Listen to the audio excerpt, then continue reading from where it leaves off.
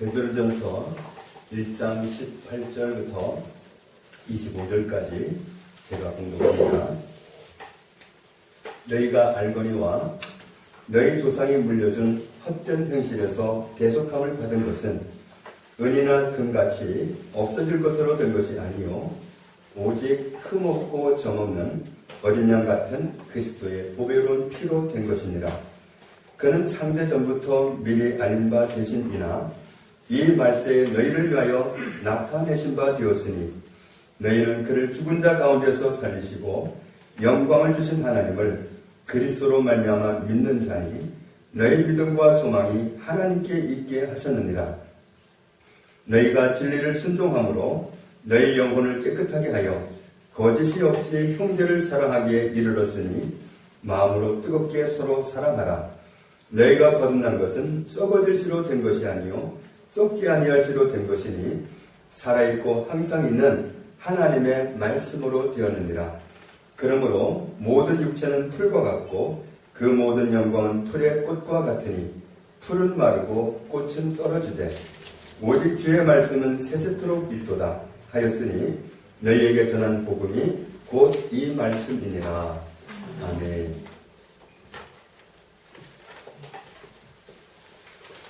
예수님은 하나님의 아들입니다. 아담과 하와가 사기꾼의 원조인 사탄에게 속아서 멸망의 수렁으로 빠지던 그날, 하나님은 그 순간에 즉시로 약속을 하시기를 내가 메시아를 보내겠다, 그리스도를 보내겠다고 약속하셨습니다. 쉽게 말하면 내가 구원자를 보내겠다, 구원자를 보내서 구원하겠다 이겁니다. 잘못 길을 들었습니다. 사망으로 가는 길로 빠져들었습니다. 내가 당부하지 않았느냐? 왜 그 길로 가? 이렇게 하신 게 아니라 알아서 빨리 나와! 하신 게 아니라 내가 구원자를 보내겠다. 내가 구원자를 보내서 너를 구원하겠다. 그렇게 선포하셨습니다. 그런데 구원자를 보내실 때 하나님께서 당신의 하나밖에 없는 아들을 구원자로 보내리라고는 아무도 생각을 못했습니다. 사람은 구원을 받아야 되는데 구원자를 보내주셔야만 가능한 일이었습니다. 우리가 스스로 구원받을 수 있는 거라면 하나님이 구원자를 보내실 이유가 없습니다. 우리가 스스로 구원받을 일이 없기 때문에, 그럴 수가 없기 때문에 구원자를 보내겠다고 처음부터 약속하신 겁니다. 그런데 사탄은 이 구원의 진리를 흐려놓기 위해서 스스로 구원받으라고 속이고 있습니다. 모든 이단은 스스로 구원받는 길로 가라고 속이는 사탄의 속임수입니다. 우리는 스스로 구원받을 수 없습니다. 하나님이 구원해 주셔야, 구원자를 보내서 구원해 주셔야 구원받지 스스로는 구원받을 수가 없습니다. 그런데 구원자를 보내실 때 어떻게 보내신다고 하셨느냐? 아기로 태어나게 하신다고 하셨습니다. 흔히들 사람들이 생각하기를 하나님의 구원자를 보내실 때 마치 천사가 이 땅에 오는 것처럼 하나님의 구원자가 짠 하고 나타나실 것으로 생각했지만 하나님은 그렇게 약속하신 적이 없습니다. 이사야 9장 6절 말씀에 이는 한 아기가 우리에게 낳고 한 아들을 우리에게 주신 바 되었는데 그의 어깨에는 종살을 메었고 그의 이름은 기묘자라 모사라 전능하신 하나님이라 영존하시는 아버지라 평강의 왕이라 할 것입니다. 하나님은 당신의 아들을, 권세 있는 아들을 구원자라고 보내셨습니다. 아기로 태어나게 하는 그 모습으로 보내셨습니다. 하나님의 아들이 우리를 구원하는 구원자로 오시는데 인간으로 태어난다고 하신 겁니다. 왜 인간으로 태어나셔야 됐을까? 인간이 안 되시고 그냥 오실 수도 있었을 텐데 왜 인간으로 태어나셔야 했을까? 로마서 8장 3절에는 이렇게 말씀합니다. 그건 죄 때문이다.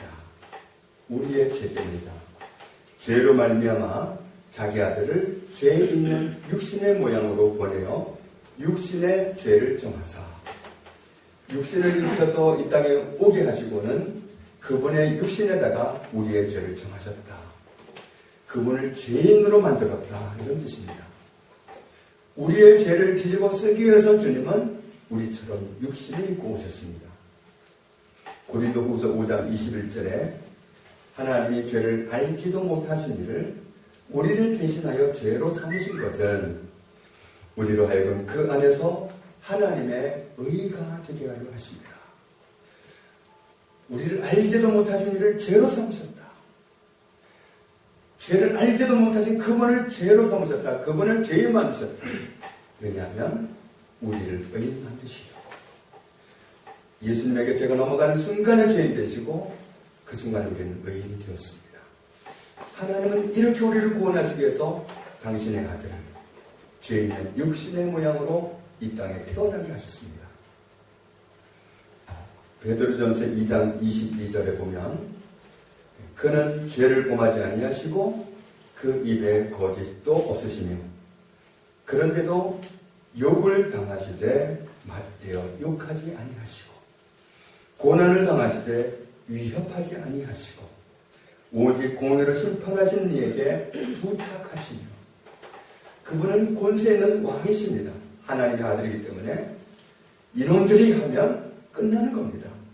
그런데 위협하지 아니하시고 때려도 그냥 맞으시고 진짜로 엄청난 죄를 지었는가 보다 싶을 정도로 중한 죄인이 받는 그 모양으로 모든 고난을 다 당하셨다.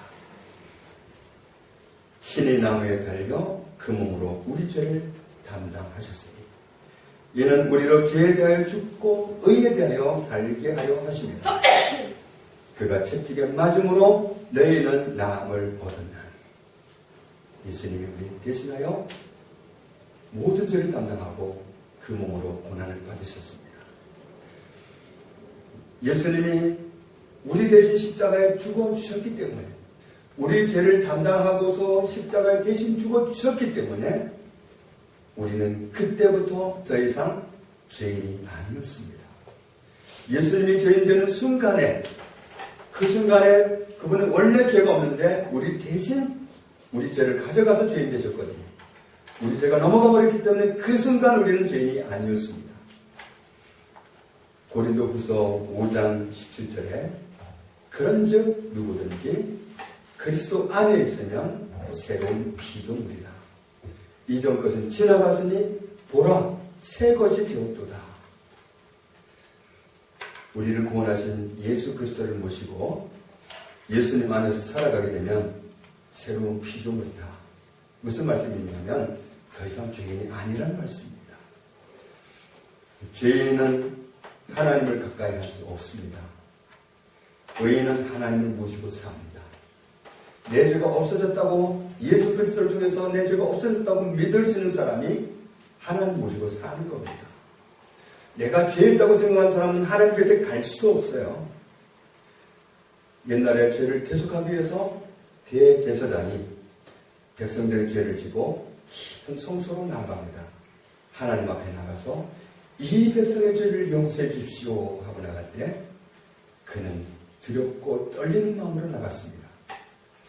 자기가 미처 죄를 용서받지 못한 죄가 있다면 회개하지 않은 죄가 있다면 살아서 못 나오기 때문에 두렵고 떨리는 마음으로 나가야 했습니다. 대제사장도 그랬다고 하면 하나님을 뵐 수 있는 특권을 가진 대제사장도 그랬다고 한다면 다른 사람들이야 오죽했겠습니까? 하나님 앞에 얼씬도 못하는 거죠. 그런데 예수 그리스도를 통해서 내 죄가 다 도말되었다고 믿는 사람이 하나님 곁에 나갈 수 있고 하나님 모시고 살아갈 수 있는 겁니다. 새로운 피조물이 되었다. 이 말씀은 다르게 표현하면 구원받았다. 이 말씀이 됩니다. 또 다르게 말하면 베드로전서 1장 18절의 말씀으로는 대속함을 받았다. 이렇게 말씀하죠.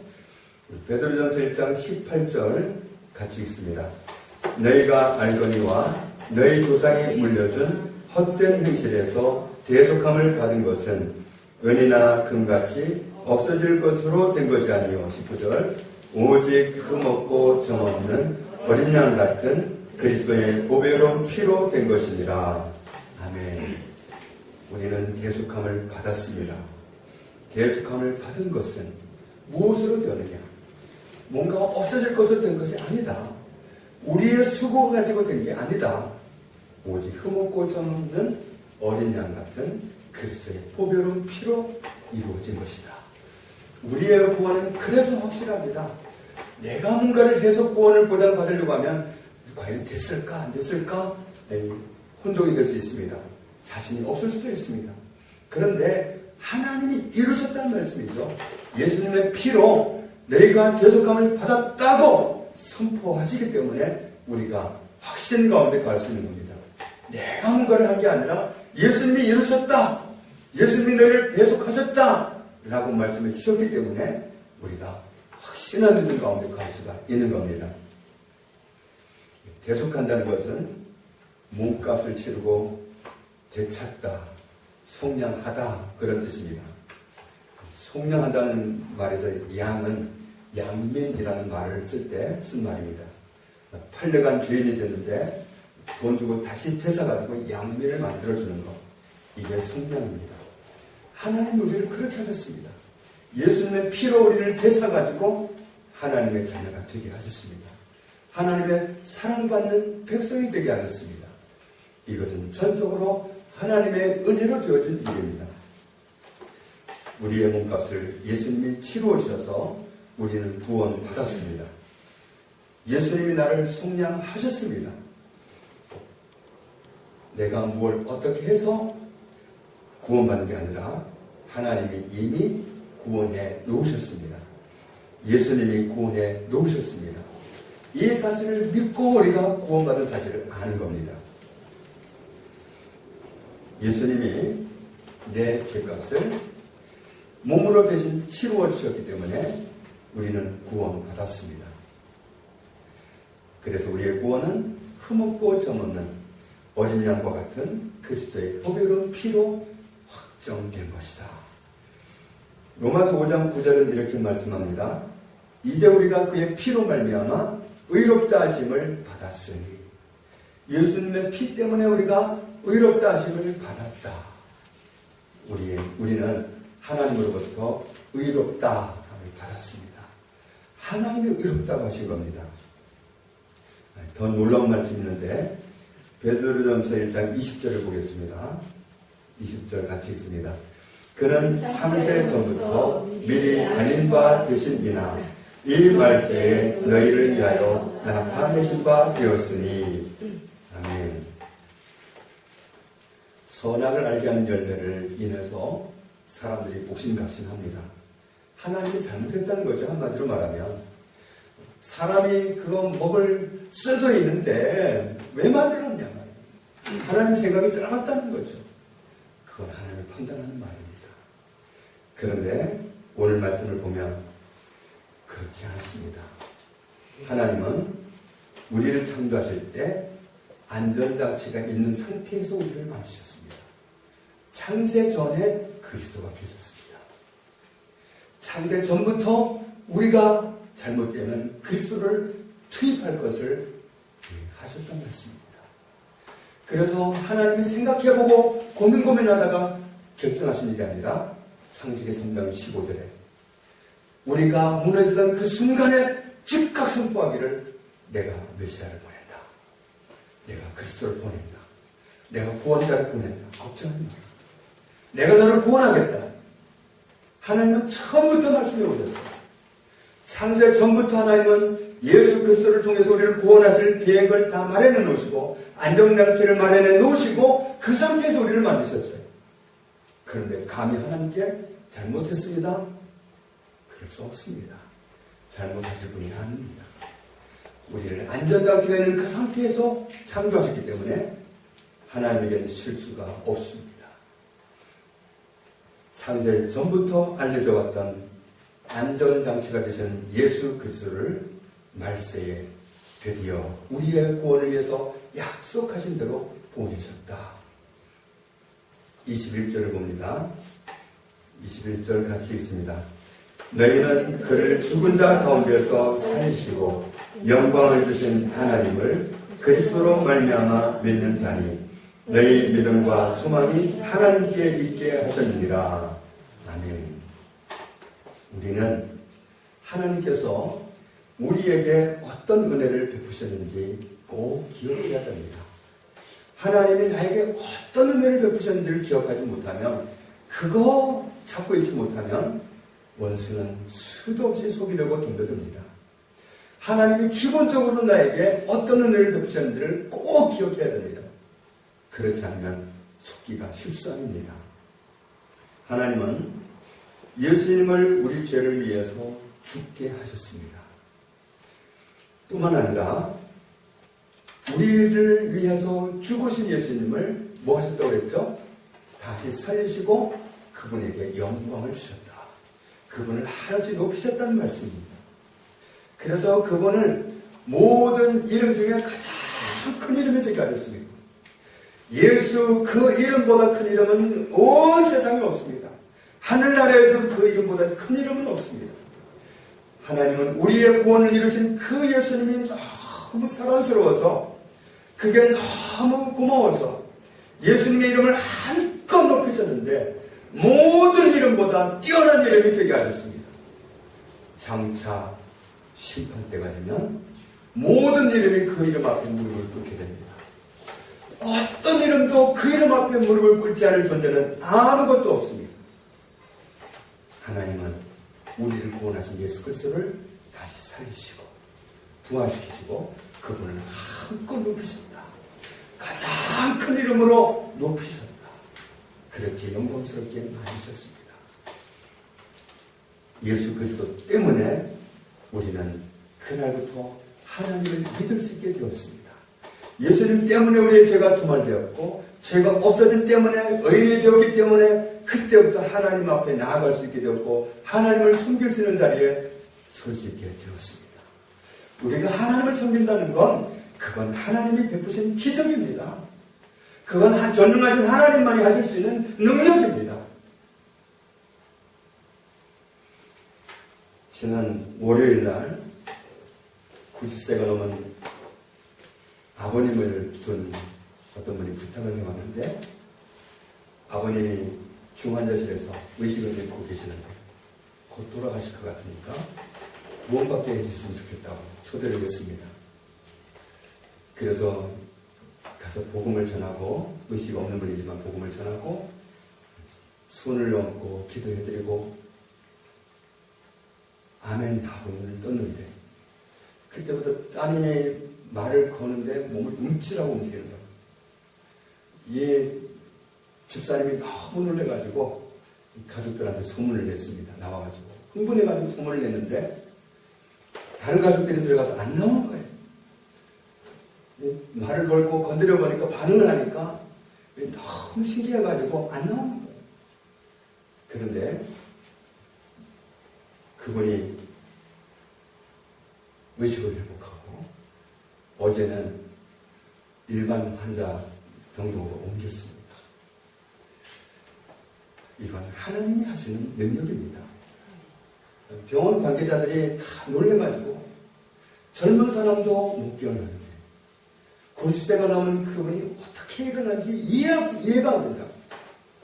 이해할 수 없다고. 아무도 이해할 수 없습니다. 하나님이 하신 일은 그렇습니다. 7, 8년 전에도 그런 일이 있었어요.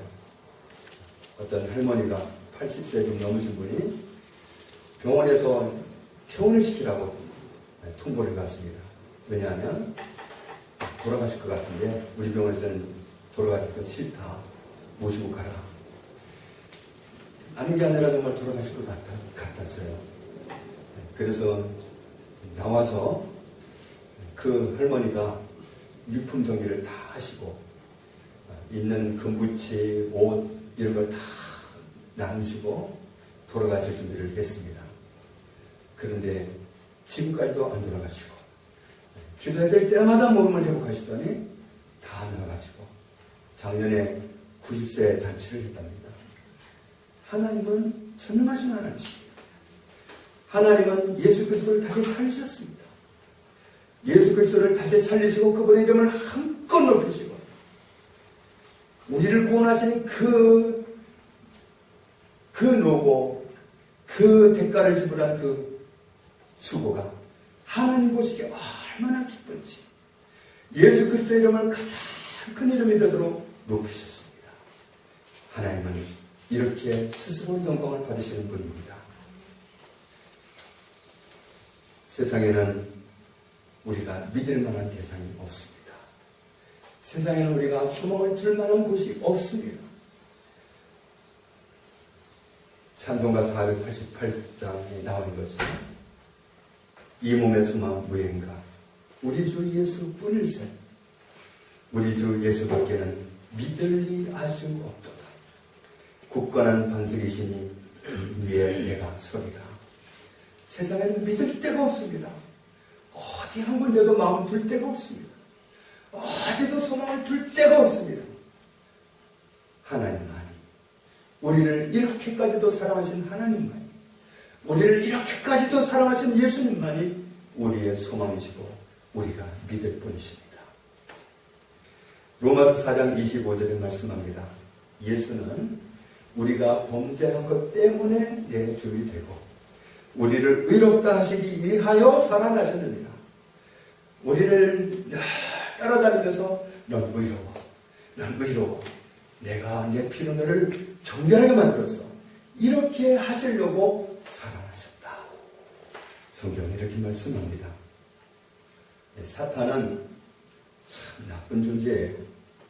죄를 짓도록 속이고 유혹합니다. 그래서 거기에 말려들면 죄를 짓게 되면 그때부터는 돌변합니다. 그의 이름은 뜻이 뭐냐면 참소하는 자, 고발하는 자입니다. 죄를 짓게 만들어 놓고 하나님께 참소합니다. 암개가요, 죄 지었어요. 벌짓을 하죠. 참소하는 자가 사탄입니다. 아주 제일 나쁜 존재가 사탄입니다. 함정에 빠뜨리질 말든지 죄 짓게 만들어 놓고 하나님께 참소를 하는 거예요. 예수 그리스도가 부활하셔서 너를 의로워. 내가 너를 의롭게 만들었어. 우리를 의롭다 하시기 위해서 살아나셨다고 성경은 말씀합니다. 하나님은 말씀합니다.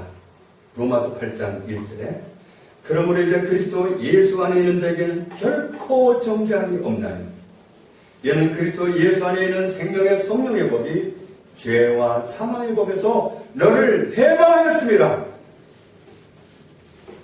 로마서 8장 30절에 또 미리 정하신 그들을 또한 부르시고 부르신 그들을 또한 의롭다 하시고 의롭다 하신 그들을 또한 영화롭게 하셨느니라.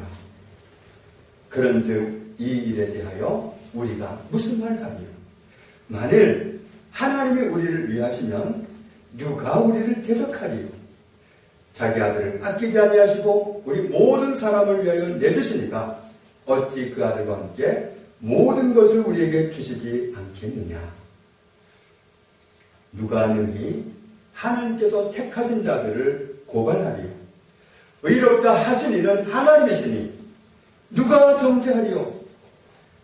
우리를 위하여 죽으실 뿐 아니라 다시 살아나신 이는 그리스도 예수시니 그는 하나님 우편에 계신 자요 우리를 위하여 간구하시는 자시니라. 누가 우리를 그리스도의 사랑에서 끊으리요? 그 무엇도 그 누구도 끊을 수 없다. 우리를 사랑하시는 하나님의 사랑은 끊을 수가 없습니다. 베드로전서 1장 22절을 같이 읽겠습니다.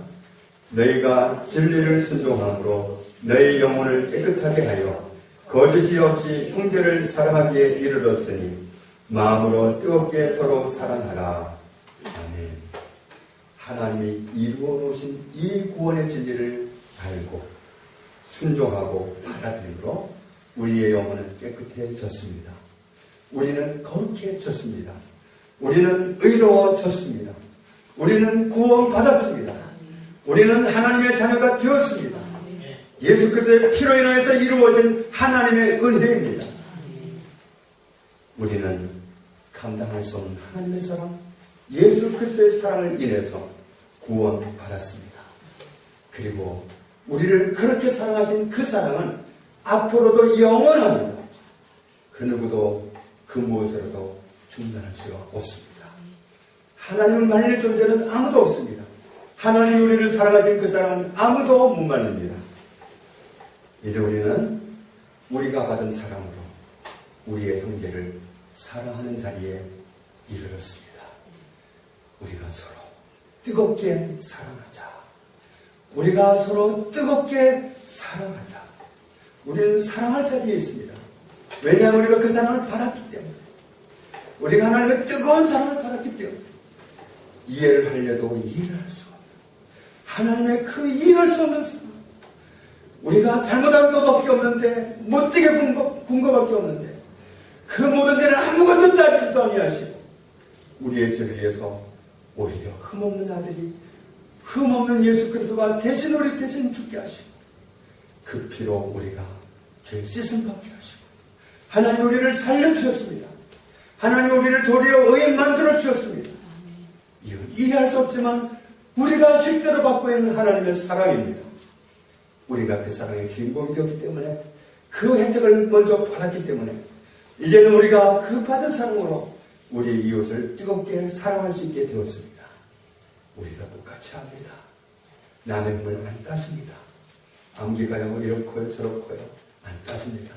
하나님 나를 안 따지는 것처럼 하나님이 무조건 나를 덮어주신 것처럼 내 죄를 오히려 예수님에게 담당시켜 놓고는 예수님에게서 죄값을 물으셨던 것처럼 나 또한 암기의 죄를 들칠 수가 없습니다. 하나님이 나에게 하신 것처럼 우리도 다른 사람에게 그렇게 뜨겁게 사랑하며 살아갈 수 있는 자리에 이르렀습니다. 우리가 구원을 받은 것은 전적으로 하나님의 은혜입니다. 전적으로 하나님의 사랑 때문입니다. 우리의 허물과 죄를 대신 담당하고 죽으신 예수님 때문입니다. 23절 같이 있습니다. 너희가 거듭난 것은 썩어질 수로 된 것이 아니요 썩지 아니할 수로 된 것이니 살아있고 항상 있는 하나님의 말씀으로 되었느니라. 아멘. 우리는 하나님의 말씀이 보장하신 이 구원의 말씀을 받아들이고는 구원받았습니다. 이 말씀을 무시하고 나면 내가 구원받기 위해서 노력해야 됩니다. 그런데 그건 인정받지도 못합니다. 하나님이 허용한 길이 아니기 때문에 아무리 잘해도 구원받지 못합니다. 아무리 노력을 많이 해도 구원을 인정받을 길이 없습니다. 그건 허락하신 구원의 길이 아니기 때문입니다. 사도행전 4장 12절에 다른 이로서는 구원받을 수 없다. 왜냐하면 천하인간의 구원받을 만한 다른 이름은 예수란 이름 말고는 허락하신 적 자체가 없기 때문에 다른 것 가지고 구원받을 수 없다. 다른 이름 가지고 안 된다고 했는데도 불구하고 다른 이름 많이 쫓아갑니다. 안상홍도 쫓아가고 장길자도 쫓아가고 이만희도 쫓아가고 문선명도 쫓아가고 박태선도 쫓아가고 정명석도 쫓아가고 차원 길이라고 나서는 다 쫓아갑니다. 망하는 길인 줄도 모르고 구원하는 길은 오직 하나님이 허락하신 길밖에는 없습니다. 하나님의 말씀에서 보장하신 구원의 길은 예수 그리스도가 우리의 죄값을 피로 치루하셨다는 사실밖에는 없습니다. 하나님의 말씀은 살아있는 말씀입니다. 하나님의 말씀은 영원히 있는 말씀입니다. 이 말씀에서 보장하신 구원의 길은 예수 그리스도 뿐입니다. 예수 그리스도가 우리를 구원하셨다는 말씀밖에 없습니다. 그 이루어 놓으신 구원, 예수 그리스도께서 피로 우리의 죄값을 치르시고 구원하셨다는 말씀을 받아들이고 구원받는 길밖에는 없습니다. 24절에 보면 모든 육체는 풀처럼 사라집니다. 모든 인간이 누리는 영광도 풀의 꽃처럼 사라져 버립니다.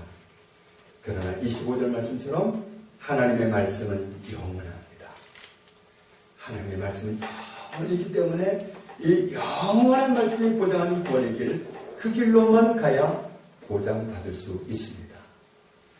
오늘 베드로전서 1장 18절부터 25절에 있는 말씀에서 우리가 어떻게 구원받았는지를 확실하게 말씀하고 있습니다.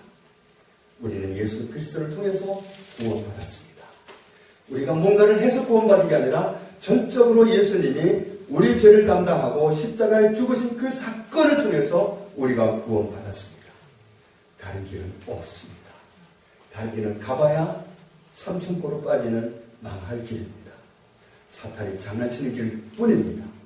오직 예수 그리스도가 우리를 구원해 놓으신 이 길만이 유효한 길입니다. 우리가 어떻게 큰 사랑을 받았는지, 어떻게 큰 은혜를 받고 구원받았는지 이 사실을 분명하게 기억해야 됩니다. 우리가 이 은혜를 분명하게 기억하지 못하면 사탄은 장난을 칩니다. 사탄은 얼마나 장난을 많이 치는지 모릅니다. 환경 가지고 속입니다. 문제 가지고 속입니다. 세리요한을 보십시오. 세리요한은 특별한 사람이었어요. 그는 엄마 뱃속에서부터 성령 충만했습니다. 왜냐하면 그 부모가 뭔가를 잘해서가 아니라 그에게 목적이 있었기 때문이에요. 예수 그리스도가 오시는 그 길을 닦아놓는 일을 해야 하는 사명이 있었기 때문에 아기 때부터, 뱃속에 있을 때부터 세리요한은 성령 충만했습니다. 그는 성령 충만했기 때문에 그가 살아온 삶의 환경은 서울이 아니라 시골 동네였습니다. 산이었습니다. 그곳은 광야였습니다. 들판이었습니다. 그는 외로운 사람 같이 보였습니다. 그러나 그는 외롭지 않았습니다. 거기에서 하나님과 소통하며 살았기 때문에 그는 외롭지 않았습니다. 얼마나 그가 성령 충만했든지 예수 그리스도를 보는 순간에 알아봤습니다. 다른 모든 사람은 그가 똑같은 한 인간으로 보일 때 그는 알아봤습니다. 보라, 세상죄를 지고 가는 하나님의 어린 양을 그렇다 알아봤습니다. 그런데 그 세리 요한이 감옥에 갇히게 되었습니다. 감옥에 갇히고 나서 이 세리 요한이 흔들리기 시작했습니다. 왜냐하면 자기 환경 때문입니다. 감옥에 갇혀 있는 것 때문에 예수님이 구원자니까 나를 구원해 주시겠지? 라고 생각을 했습니다. 그런데 안 오시는 거예요. 어디 오시는 것 같다? 언제 오시려고 그랬지? 그러다가 서서히 의심하는 쪽으로 바뀌었어요. 나를 구원 안 해주셔? 그럼 이분이 그리스도가 맞나? 하나님 보내시는 구원자가 맞나? 이런 의심하는 데까지 나아갔습니다. 그러고 나니까 하지 못할 말을 하고 말았습니다. 자기 제자들을 보내서 물어보게 했습니다. 선생님, 성경에서 약속하신 그분이 바로 선생님 맞습니까? 아니면 다른 분을 기다려야 될까요? 물어보게 했습니다. 그 바람에 세리요한은 천국에서 가장 작은 자가 되고 말았어요. 의심하는 자로 떨어져 버렸기 때문에 내가 받은 그 구원의 감격과 은혜를 잊어버리면 원수는 속입니다. 환경 가지고 속입니다. 문제 가지고 속입니다. 그 문제에 빠져들어가지고 그 문제를 가지고 바라보다가 속습니다. 하나님 안 구원해 주셔? 하나님 안 들어주셔? 이상하다? 그러면서 하나님을 의심하게 되는데, 그래서 세리요한은 여인이 낳은 사람 중에서 가장 큰 자였지만 실상 천국에서는 가장 작은 자가 되었다. 세리요한보다 작은 사람은 없다. 이 자리에 계신 분 중에 천국에 가면 세리요한보다 다 큽니다. 세리요한보다 작은 위치로 들어간 사람은 아무도 없습니다. 그러니까 하나님을 의심하는 자리에 떨어지는 게 얼마나 나쁜 건지, 얼마나 자기를 불행하게 만드는 건지 알 수 있습니다. 그러니까 내가 받은 하나님의 사랑을 간직하지 못하면 정말 내가 받은 뿌리와 같은 그 근원적인 사랑을 내가 간직하지 못하면 원수가 흔듭니다. 환경 가지고 흔들고 문제 가지고 흔들어 됩니다. 다윗은 닮았습니다. 다윗은 골리앗 앞에 용감했습니다. 사울 왕이 시험합니다. 저 친구는 어렸을 때 용서했지만 넌 체구도 작은 꼬마야. 넌 감당 못해. 그때 다윗이 뭐라고 합니까? 하나님은 구원자이십니다. 하나님은 구원하신 하나님이십니다. 저는 더 어릴 때부터 양들을 기르하는데 사나운 짐승이 오면 제가 육박전으로 싸워서 이길 수 있도록 하나님이 구원하셨습니다. 사자의 발톱에서도 구원하신 하나님은 오늘 제가 저 골리앗을 만나러 가면 하나님이 거기서도 구원하십니다. 하나님은 변함없는 구원. 자기가 받은 은혜를 간직하고 있는 사람. 자기가 받은 은혜를 기억하지 못하면, 그 은혜를 간직하지 못하면 원수가 속이기가 너무 쉬워요. 원수가 흔들리기가 너무 쉬워요. 흔들리지 않기 위해서 내가 받은 사랑을 간직해야 됩니다. 우리가 받은 사랑이 뭡니까? 예수 그리스도의 죽으심을 통해서 우리가 구원받았습니다. 예수 그리스도가 부활하셔서 우리가 이미 예수님의 피로 의롭게 되었다고 따라다니시면서 항상 우리를 주장해 주시고 우리를 선포해 주십니다. 우리가 받은 내가 예수 그리스도를 통해서 구원받은 것, 예수 그리스도의 죽으심과 부활을 통해서 우리가 하나님의 영원한 백성이 된 것, 하나님의 영원한 자녀가 된 것, 우리가 이 받은 은혜를 잊지 말아야 됩니다. 이 은혜를 굳게 지키고 있어야 됩니다. 그래야 원수가 속이려고 들 때 흔들림이 없을 수 있습니다. 받은 은혜가 분명하게 기억된다면 필요 없어. 내가 어떤 은혜를 받았는데. 그러면서 넘어갈 수가 있어요. 그런데 내가 받은 그 뿌리와도 같은 은혜를 잊어버리면 원수가 흔들리기가 너무 좋아요. 받은 은혜를, 내가 받은 구원의 은혜를 절대로 놓치지 말아야 됩니다. 이 은혜를 항상 간직해야 됩니다. 나를 구원하신 하나님을 향해서 늘 감사하고 늘 감격하고 늘 찬양하고 이렇게 살아가야 원수가 어떻게 못하는 겁니다.